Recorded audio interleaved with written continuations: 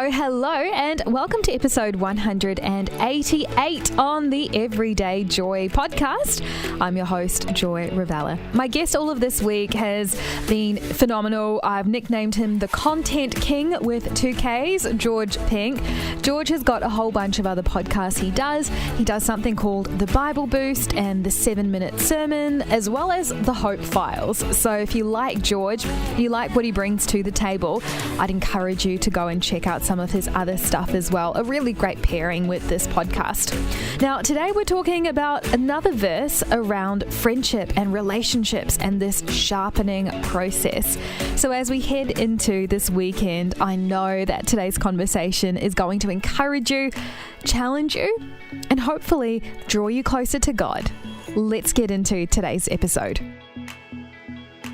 People learn from one another just as iron sharpens iron. That's Proverbs 27, verse 17. I've got George here with me. George, are you into blacksmithing or sword making, or have you done anything like handiwork-wise that's in line with the actual image given in this verse? No, short answer is I'm not that manly. I wish I was. Oh, although you do run marathons. I keep coming back to this because I find it like it's such an achievement. Have you done any running lately since we last spoke? Not significantly, but I feel bad when you say that I run marathons. I have run one, and I feel like I've had a lot of credit for that one marathon on your podcast, Joy. It's awesome to run that one. It's amazing. Well, the reason why I ask is because my husband loves watching a TV show called Forged in Fire, and it's literally all about people making things out of iron and metal and things that then get judged according to whether or not they suit the purpose for which they were built. And I think that's my first impression of this verse, that you don't sharpen iron for no reason at all. There is a purpose to it. Iron is sharpened because it's made into a gate, or it's made into a weapon, or made into a shield. And so when the sharpening happens, it's not just for no reason. It's because this iron has a purpose. And so I think for me, the thing that jumps out is that there is a purpose to the sharpening. And maybe the question we need to ask, instead of why am I being sharpened, it's asking God, what are you sharpening me into? And I've got a little bit of a story I can share around that later. I know you've got a story as well, George, but I can go into that question that I asked God a while ago. But for you, George, what are your first impressions of this verse? Well, it's funny that you mentioned the whole marathon running thing, because it occurs to me that running is like an individual sport, right? It's something that you do by yourself. And my thing that I've got in mind is that we're a different sort of sport, team sports, It's sports where you have to compete with other people around you. They're on your team. So thinking, something like rugby or cricket. And I say that because I think that living for God is a bit like a team sport. You can't compete in a team sport by yourself. You can't play rugby or cricket with just you on the team. It's not going to go very well. And in the same way, you can't learn and you can't grow in life just by yourself either, I think we need other bits of iron to sharpen us. And it's interesting because the time that this was written, George, you were saying a little bit earlier that people lived quite differently around that time. Yeah, and I think that, this specific idea we're looking at in this verse, it's something that people in biblical times would have been a lot more familiar with than we are today. I mean, perhaps with the exception of your husband who watches that TV show, Joy. I mean, people then generally, I think they would have known that to sharpen a piece of iron, you actually need another one. You can't sharpen the surface of a piece of iron without having anything to make it sharp, to grind it against. And as they heard these words of Solomon, I think they would have got that a bit more naturally than we might today. Yeah, and that's some really good context there as we unpack Proverbs 27:17. So, George, we'll just jump to the last question I usually ask on the podcast, which is, how has this verse come alive in your world?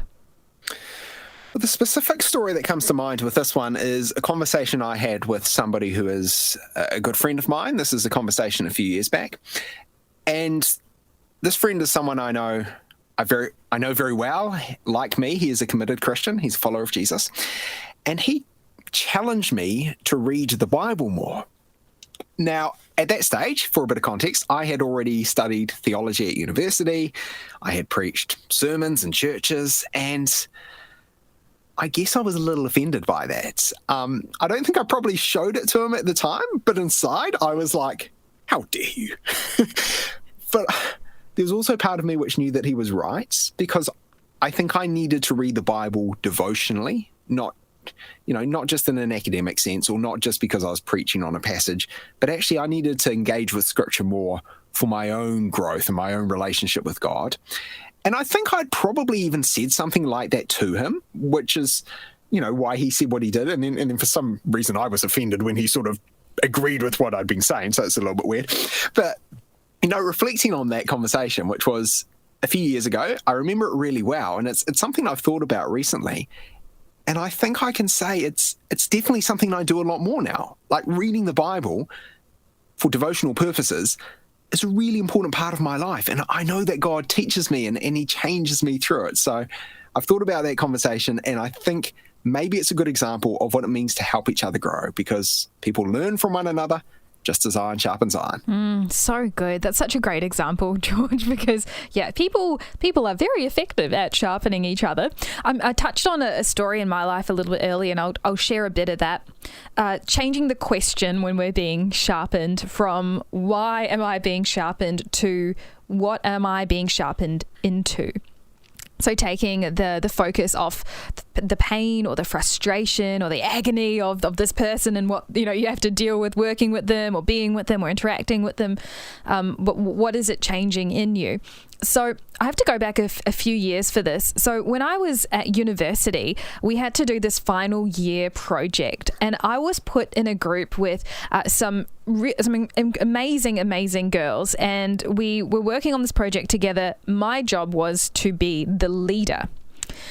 And at the time, these girls were... Okay, so first of all, if you've ever heard about the comms degree at AUT Uni, you would know that basically everyone in that industry looks like a model. Like, physically, they all look polished, and they're very like celebrity-esque, wearing all the branded jewelry. I turned up day one wearing sneakers and a backpack. There was not a single person in that lecture hall who owned a backpack. They were all like side satchels and all those sorts of things. So just a bit of context there. Right. So all throughout the degree, I always felt like I didn't quite fit in, felt like I don't know, I just didn't speak the same language as everyone else. And so this final year project, I was put in with some of the girls who were not only incredibly intelligent, but who were also just came across as quite like fluent, really understood the industry, just knew all the things about all the people. And so as team leader, I lost sight of what it meant to lead the project and lead the team. And I was very focused on just impressing all of them. Like, I just really wanted them to like me. I really wanted them to say good things about me at the end of it. And it was a really, really challenging project, to the point where we actually got a formal complaint from someone outside the university. We had to engage with like real world businesses and stuff. Right. And something got miscommunicated. We were obviously students. This person was very upset about it and actually put in a formal complaint into the university. And so we found ourselves in the dean's office having to explain how we got into this situation. So when I say it got messy, it got really messy. And that was really, really, really hard for me. And I remember saying, God, why is this happening? This is the last project. Why can't it go well? Why don't these girls like me? Why are we getting complaints? It just all seemed really, really, really crazy. I remember writing down in a journal, once it was all over, got the grades, got out the uni, I wrote down lessons learned. I have to find it somewhere. It might even be in New Zealand, I don't know. But I do remember writing down a list of all the things this experience taught me. And it's remarkable because all the lessons that scenario taught me are lessons that I really had to know well in advance in the media world. Like when you're booking interviews, one of the first things you do is you don't overpromise, because the last thing you want is for the person that you interview to feel like you let them down. And so that was something I learned right from the get-go. Don't overpromise. Make sure that you communicate that the content stays in my hands. I get to choose what goes out on air, because the moment you kind of, as you know, George, you over cater to them, things go wrong when things get edited, or, you move the time slot that you play the interview. And so I really learned in that season to manage expectations and to be really open and firm about what I can and can't do. And the other thing I learned in that season was that if I'm a leader, I shouldn't assume that to be liked is to be a good leader. That I needed to let that go. That my goal was to get everyone across the line, and sometimes that meant sending tough emails. Sometimes that meant doing things my way. Sometimes that meant letting go of image and perception and just doing the work. So I guess a roundabout way of saying all of that, that sharpening process was really, really challenging, George, but it shaped me into a good radio presenter.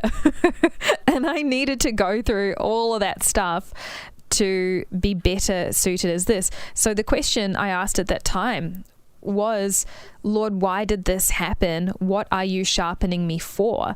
And when I wrote down a list of all the things that I had learnt, and remembering this is before I became a radio presenter, I could see, man, God's really sharpening my communication. He is really sharpening my communication, and he is really sharpening my character. Maybe there's something coming along in my life that requires my communication and my character to be elite in some ways. And it was true, and it has proven to be true. So I just want to encourage you, if you're listening right now and you are in a tough space, to get out a pen and paper and to ask the question, what are you being sharpened into? Like, what things about you are being changed, are being altered, or are coming to the surface? And you may find that, oh, actually, this spells together a picture. It looks like God's sharpening me to be a more patient person. Or he's sharpening you to be someone who looks after their health or who looks after their finances, whatever that is, and to trust him in that process, because guaranteed it's not for no reason. There is a purpose to it. So I've just gone off on a bit of a story time there, George. It's a great story. As we wrap up today's conversation, Proverbs 27:17, people learn from one another just as iron sharpens iron. What's your final thought or encouragement to wrap up? Just that the process of sharpening, sometimes it ain't going to be fun. In fact, I think that would often be the case. We want to grow, but sometimes there's a bit of pain involved in that. If we can kind of think big picture, I know it's easier said than done, but if we can think big picture, and maybe if we can look back at some of those stories from our lives and think, wow, I have actually grown as a result of that, it makes it a little bit easier to have that perspective when we're going through a sharpening process.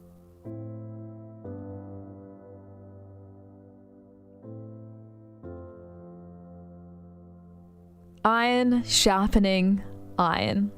Proverbs 27:17. And I love what George said. It's not always fun. It's not always enjoyable. But it teaches you things.